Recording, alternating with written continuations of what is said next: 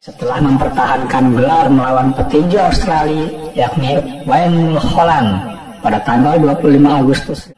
Saat itu dia sering berlatih secara sembunyi-sembunyi disebabkan karena beliau dilarang oleh ayah dan ibunya.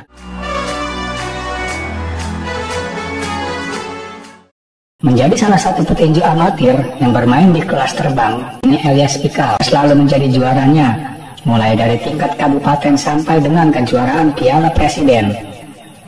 Meningkatnya karir amatir menuju profesionalnya diawali pada tahun 1983 di kelas bantam junior.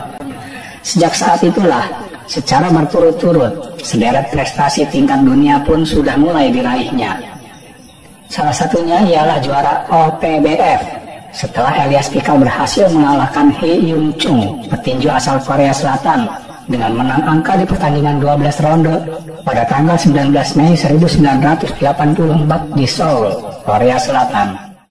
Terkenal dengan pukulan hook dan uppercut kirinya yang cepat dan keras itu, mengantarkan Pikal ke puncak popularitasnya.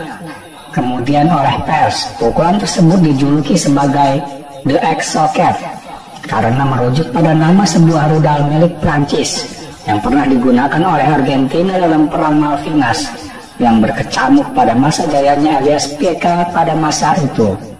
Ini Elias Pikal sudah terjun pada olahraga tinju ini sejak beliau masih berusia 13 tahun.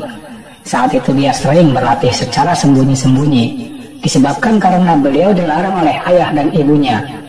Putra bangsa satu-satunya yang menjadi atlet tinju pertama sebagai juara dunia yakni pria berkelahiran tanggal 24 Maret tahun 1960 ini adalah seorang petinju yang asli berasal dari Indonesia.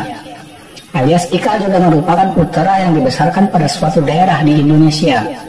Ia merupakan keturunan dari keluarga besar atau marga Pikal. Pikal sangat mencintai olahraga bela diri tinju ini sejak beliau sering menonton setiap ada pertandingan tinju yang ditayangkan oleh TVRI. Terlebih bila ada pertandingan Muhammad Ali. Elias Pikal menjadi petinju profesional pertama dari Indonesia yang sukses meraih gelar internasional di luar negeri. Ini Elias Pikal merebut gelar juara IBF kelas bantam junior atau kelas super terbang dari petinju asal Korea Chun Judo yang digelar di Jakarta pada tanggal 3 Mei 1985.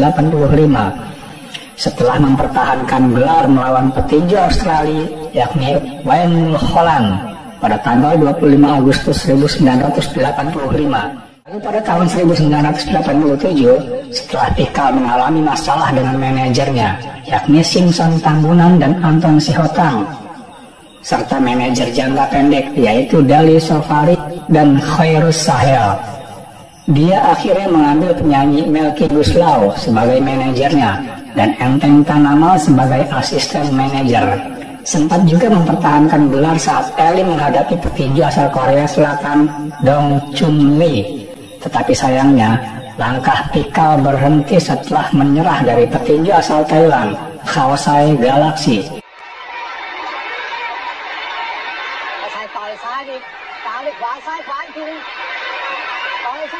Dengan kekalahan KO pada ronde 14 di tahun 1987.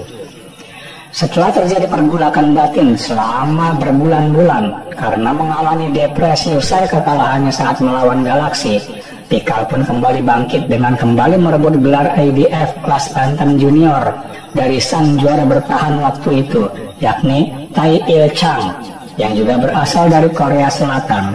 Gelar ini sempat bertahan selama 2 tahun.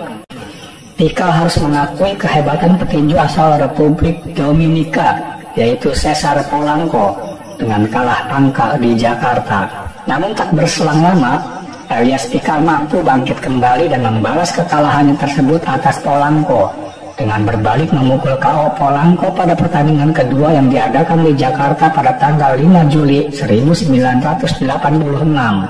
Hingga pada akhirnya Pikal harus terbang ke Roanoke, Virginia, Amerika Serikat untuk mempertahankan gelar melawan Juan Polo Perez dari Kolombia pada tanggal 4 Oktober 1989. dan Pikal pun harus menyerahkan gelarnya tersebut setelah beliau kalah angkat.